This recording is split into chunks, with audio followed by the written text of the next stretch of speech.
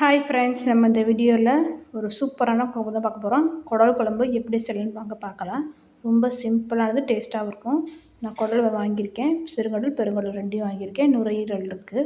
நான் எல்லாம் வாஷ் பண்ணி அழுக்கெல்லாம் எடுத்துட்டேன். இப்போ எடுத்ததும் சின்ன சின்ன பீஸாக கட் பண்ணி வச்சுக்கோங்க. அதுமாரி ஒரு குக்கரில் நம்ம தனியாக வேக வச்சு எடுத்துக்கலாம்.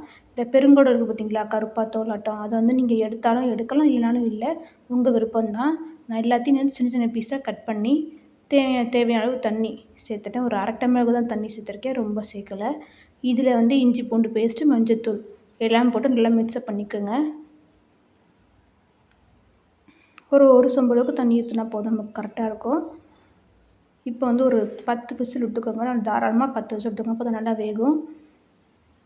இப்போ ஒரு கடாயில் நமக்கு தேவையான அளவு எண்ணெய் சேர்த்துட்டு எண்ணெய் நல்லா காயட்டும். எண்ணெய் காஞ்சதும் பட்டை 2 பட்டை, கிராம்பு 2, சோம்பு அரை ஸ்பூன் சேர்த்துட்டு நல்லா பொரியட்டும்.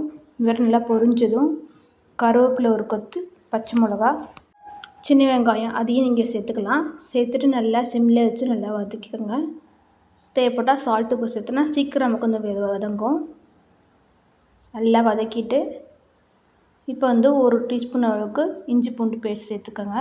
அதுவும் பச்சை வாசனை போகிற அளவுக்கு நல்லா வதக்கிக்கோங்க. சிம்லேயே வச்சு நீங்கள் வதக்குங்க, ரொம்ப கூட வைக்க வேண்டாம். சிம்லேயே ஒரு 2 நிமிஷம் நல்லா வதக்கிட்டு இப்போ பழமாக 2 தக்காளி அரிஞ்சிருக்கேன், அதையும் சேர்த்துட்டு நல்லா வதக்கிக்கலாம். நான் ரொம்ப செய்யலை, கொஞ்சமாக தாராளமாக, இது 3லேருந்து 4 பேர்த்துக்கு அளவுக்கு சாப்பிட்லாம் தாராளமாக. கல்லுப்பு கொஞ்சமாக சேர்த்துட்டு அதையும் நல்லா வதக்கிக்கலாம்.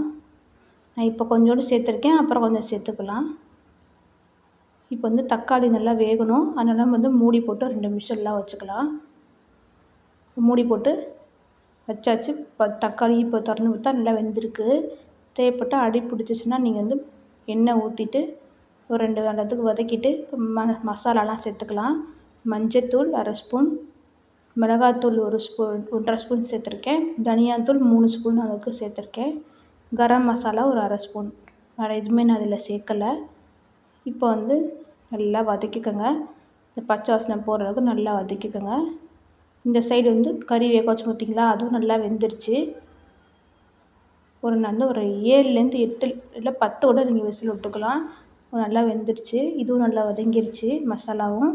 இப்போ இதோட நம்ம கறியை தண்ணியோடு அப்படியே சேர்த்துக்கலாம். நான் ரொம்ப தண்ணி வைக்கல பாருங்கள், கரெக்டாக இருக்கும் தண்ணி, ரொம்ப செய்யலை நான். இப்போ நல்லா கொதிக்கட்டும். நமக்கு இந்த மசாலாலாம் நமக்கு நல்லா கொதிக்கணும், அப்போ தான் அதோட பச்சை வாசனை போகும். இப்போ கொஞ்சமாக நம்ம உப்பு சேர்த்துக்கலாம். சேர்த்துட்டு மூடி வச்சுட்டு ஒரு கொதிச்சதும் நல்லா ஒரு 10 நிமிஷம் நல்லா கொதிச்சதும் புளி கரைச்சி ஊற்றிருக்கேன். ரொம்ப நான் ஊற்றலை, கொஞ்சமாக தான் புளி ஊற்றி கொதிக்க வச்சுருக்கேன். இப்போ இந்த சைடில் தேங்காய், மிளகு, சோம்பு இதையும் நான் அரைச்சி ஊற்றிக்கிறேன். நல்லா அரைச்சி ஊற்றி நல்லா கொதி விட்டுக்கோங்க. ஒரு 2 நிமிஷம் நல்லா கொதிக்கட்டும், மூடி வச்சு நல்லா கொதிக்கட்டும். கொதிச்சுன்னா நமக்கு இந்த மாதிரி ஆயிரும். நமக்கு நல்லா பாருங்கள், கரு மாறி இருக்குது, நல்லா திக்காகவும் இருக்குது. அதான் ரெடி ஆகிடுச்சு சுவையான குடல் குழம்பு. நீங்களும் வீட்டில் ட்ரை பண்ணி பார்த்துட்டு எப்படி இருந்துச்சுன்னு கமெண்ட் பண்ணுங்கள். Thank you friends.